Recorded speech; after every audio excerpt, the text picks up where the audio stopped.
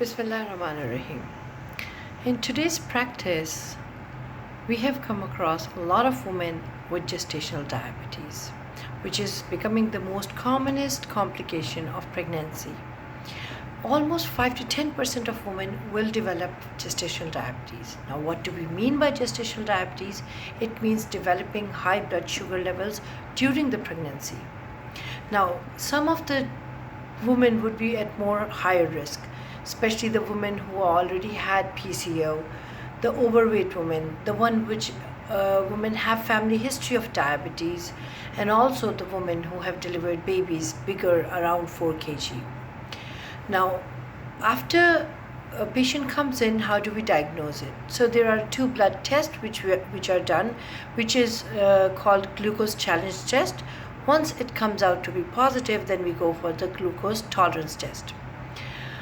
Now, once the patient is diagnosed to have diabetes, we can treat it with either oral diet modification, oral medication like glucophage, or we can start on insulin. And remember, insulin is completely safe for you and your baby.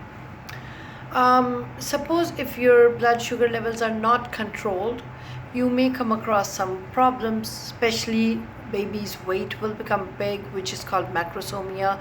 During delivery, baby's head is delivered, but the shoulder gets stuck. It's called shoulder dystocia. There's increased risk of postpartum hemorrhage, that is bleeding after the delivery. So we must try to keep the sugars well controlled throughout your pregnancy. There is a certain thing called screening. So all those patients who have high risk to be diabetic later on, these patients are checked earlier in pregnancy, and especially they are also at high risk to develop diabetes after the delivery is done, so they should have their annual checkups every year. I hope this information helped you. Take care. Bye-bye.